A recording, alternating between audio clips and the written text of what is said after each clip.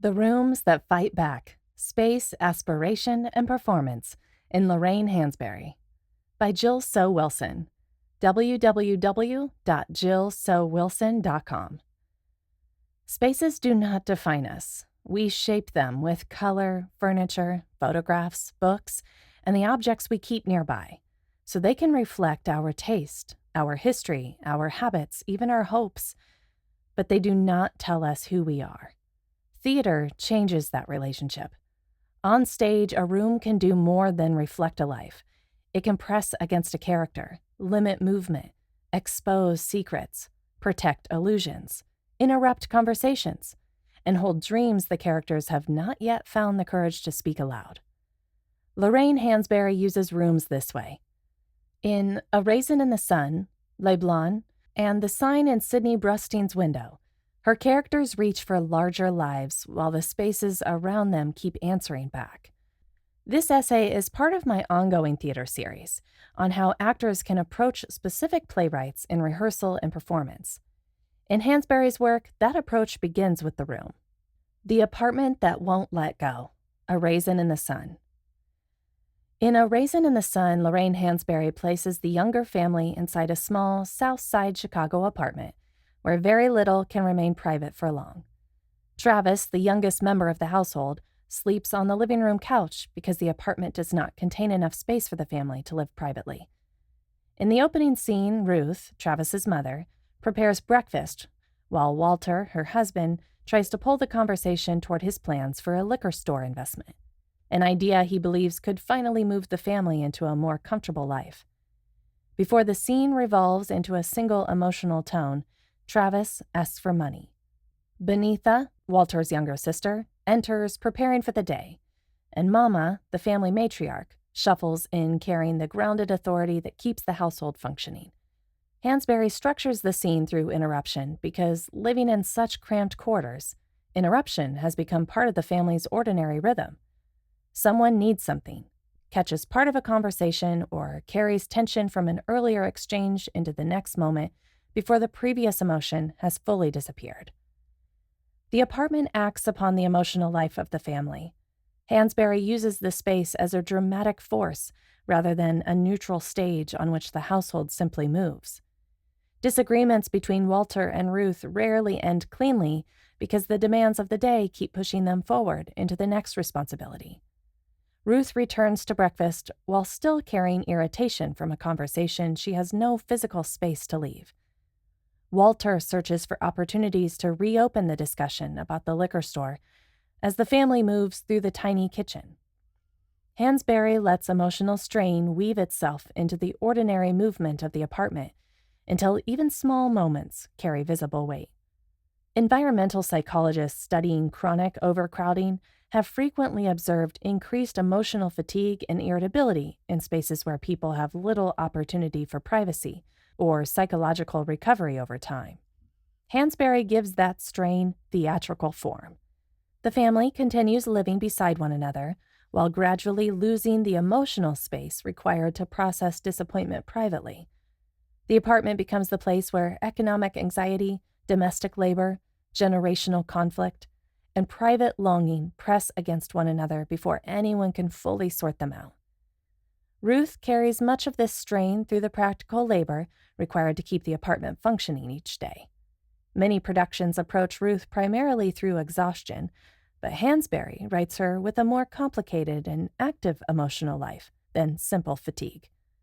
Ruth spends much of the play trying to hold the day together, while financial anxiety looms over the routines of family life. Walter keeps pulling conversations toward imagined futures, and Ruth keeps returning to breakfast, to Travis, and to the work waiting directly in front of her. She moves between the stove, the kitchen table, the sink, and the bedroom while tension gathers around her. Hansberry allows domestic labor to carry emotional weight until even small tasks begin revealing strain. Ruth keeps the household moving while irritation, disappointment, and fear continue circulating through the room. Her exhaustion develops through repetition and continued effort, which makes the role far more active than it first appears. This is where Michael Shurtleff's discussion of opposing action in Audition becomes useful for actors approaching Hansberry. When a character pursues one action, its opposite often lives inside the same scene, creating tension beneath the visible behavior.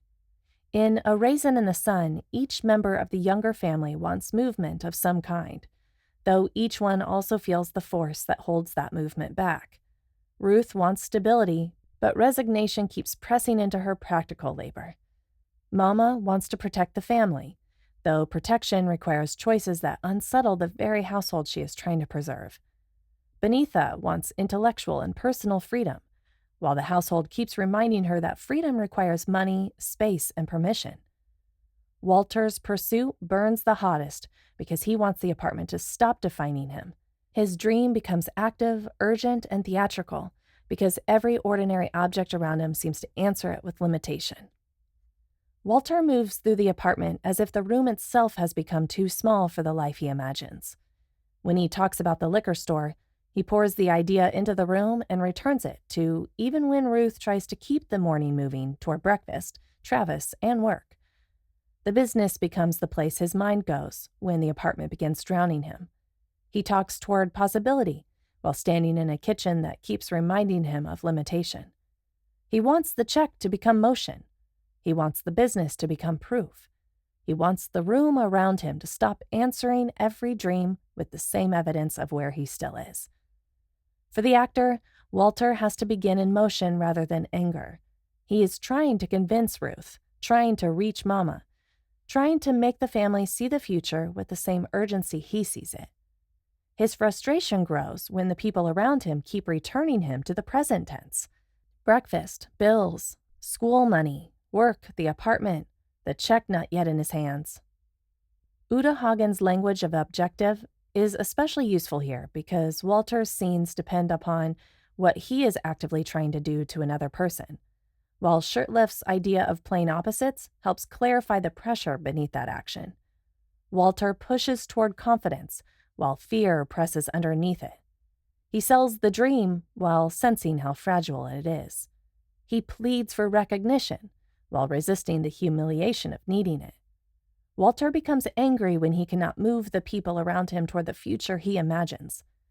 The actor has to play the attempt first and let the wound show through the failure. This is why Walter Lee Younger has become so difficult to play. A shallow performance turns him into noise, bitterness, or wounded pride. Hansberry writes something much more dangerous and much more human.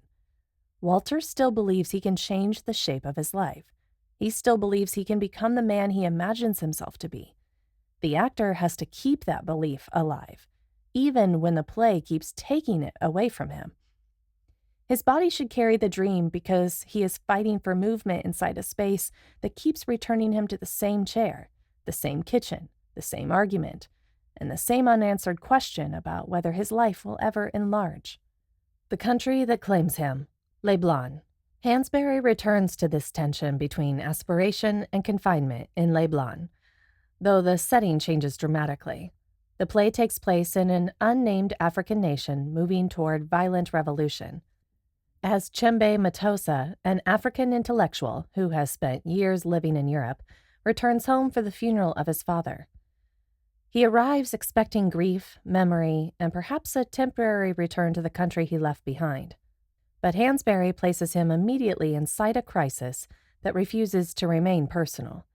His family, his country, and his own sense of identity all make claims upon him the moment he steps back into the world that formed him.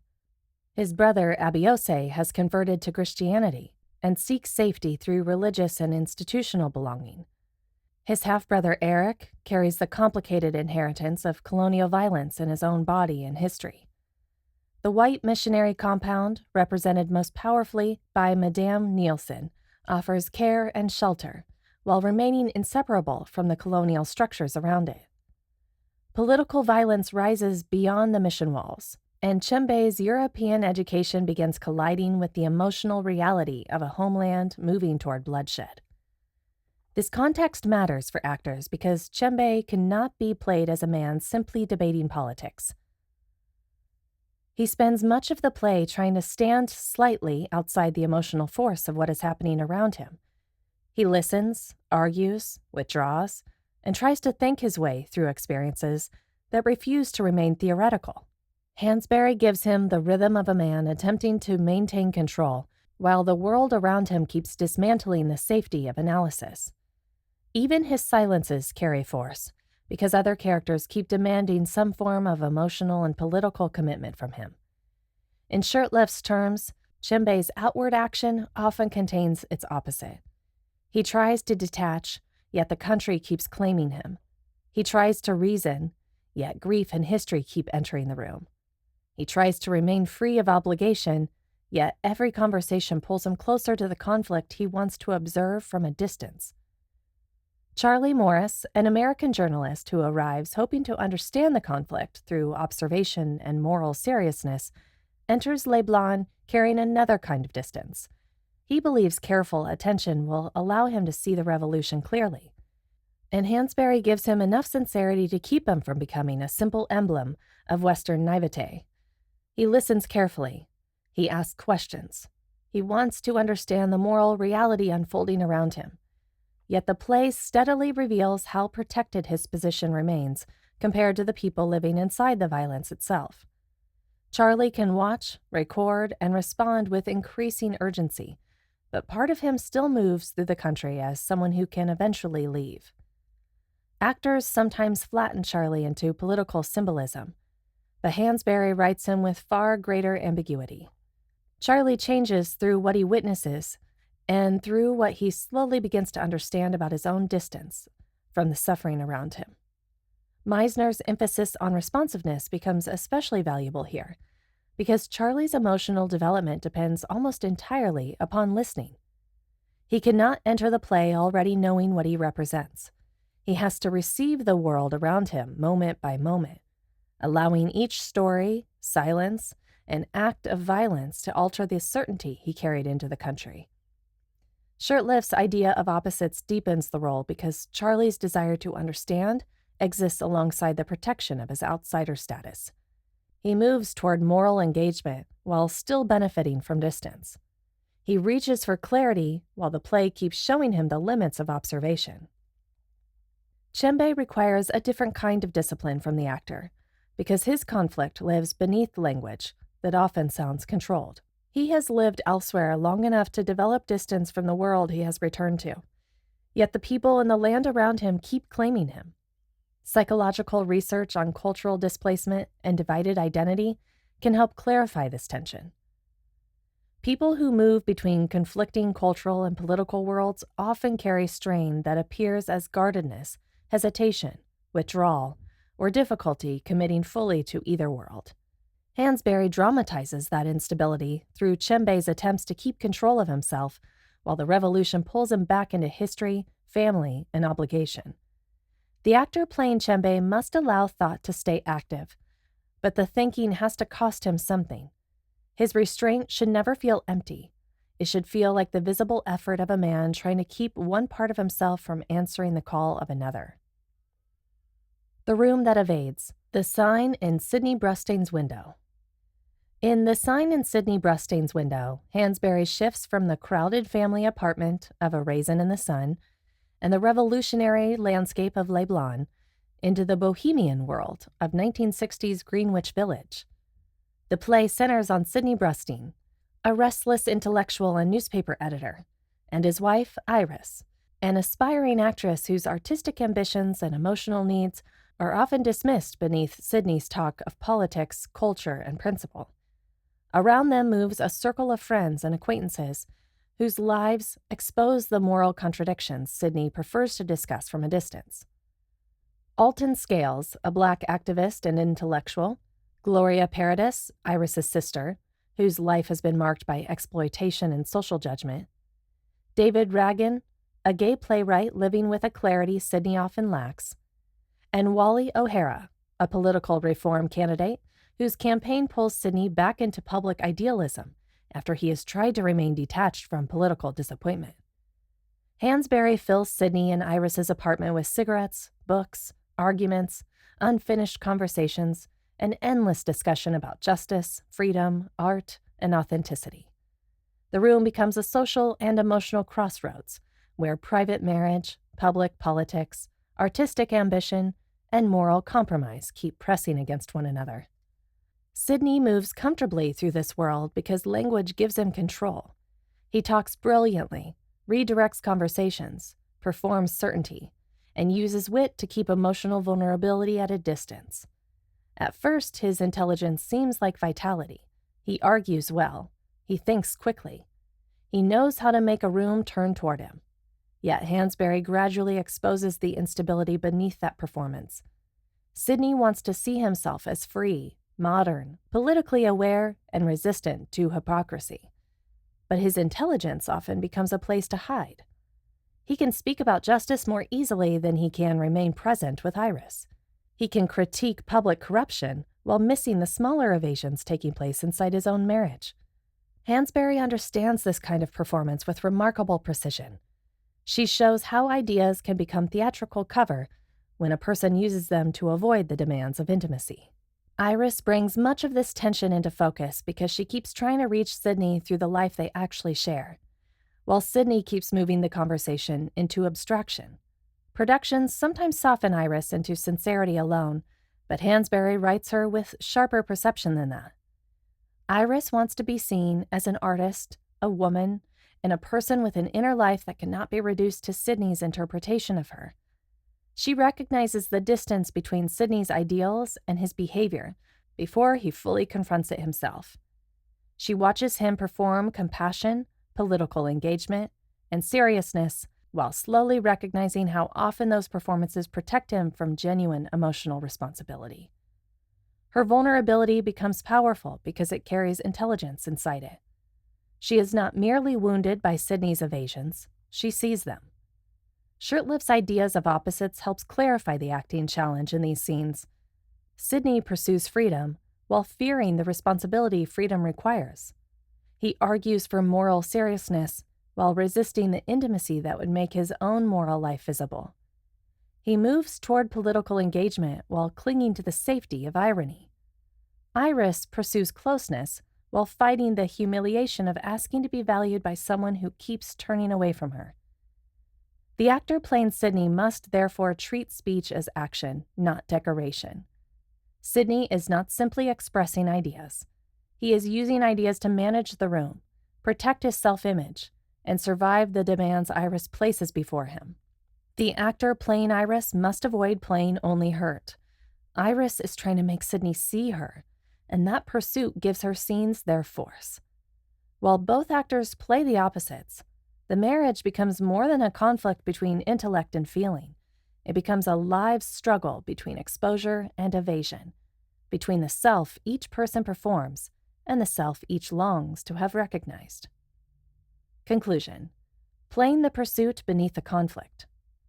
Across A Raisin in the Sun, Les Blancs, and the sign in Sidney Brustein's window, Hansberry places her characters inside rooms that press back against them.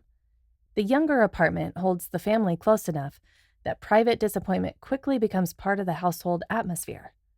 The mission compound in Les Blancs offers shelter, while the country outside moves toward revolution, and demands that Chembe answer the history he has tried to hold at a distance.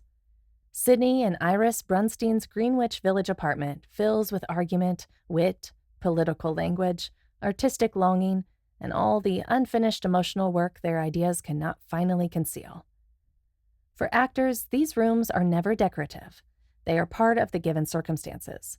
They shape breath, timing, listening, movement, and the way a character enters a conversation already carrying the consequence of what has happened before. Walter does not simply want money, he wants the life around him to enlarge. Ruth does not simply move through chores, she keeps the household functioning while the strain of that labor gathers in her body. Chembe does not simply debate revolution. He tries to think his way through a crisis that keeps pulling him back into family, land, grief, and obligation. Sidney does not simply speak brilliantly. He uses brilliance to manage the room and protect himself from the intimacy Iris keeps asking him to face. This is where Michael Shurtleff's idea of opposites becomes especially useful. Hansberry's characters rarely pursue anything cleanly. Walter pushes toward confidence while fear moves beneath it. Ruth works toward stability while resignation presses against her. Chembe reaches for distance while the country keeps claiming him. Charlie Morris moves toward moral understanding while the safety of his outsider status remains intact. Sidney argues for freedom while resisting the responsibility that freedom requires. Iris reaches for closeness while fighting the humiliation of having to ask for recognition. These opposing actions keep the characters alive because they prevent the actor from reducing them to a single emotional condition. Hansberry's work punishes that kind of reduction. The actor playing Walter cannot enter the scene simply showing anger. He has to convince Ruth, challenge Mama, sell the dream, and fight for the authority he feels slipping away from him. Ruth cannot enter as exhaustion alone. She has to keep the morning moving, contain Walter's urgency, protect Travis from the full weight of the household's fear, and carry the practical life of the apartment forward. Chembe cannot enter as divided identity. He has to listen, resist, argue, calculate, and decide how long he can stand apart from the country calling him back. Sidney cannot enter as intellect alone. He has to charm, redirect, defend, provoke, and avoid the vulnerability Iris keeps placing before him. Iris cannot enter as hurt alone. She has to reach him, test him, confront him, and insist on being seen. Hansberry gives each character something active to pursue, and the actor's work begins there. This is the central acting challenge in Hansberry, to keep the pursuit active while allowing the tension to register. Her characters continue reaching toward larger versions of themselves while the spaces around them keep interrupting that movement.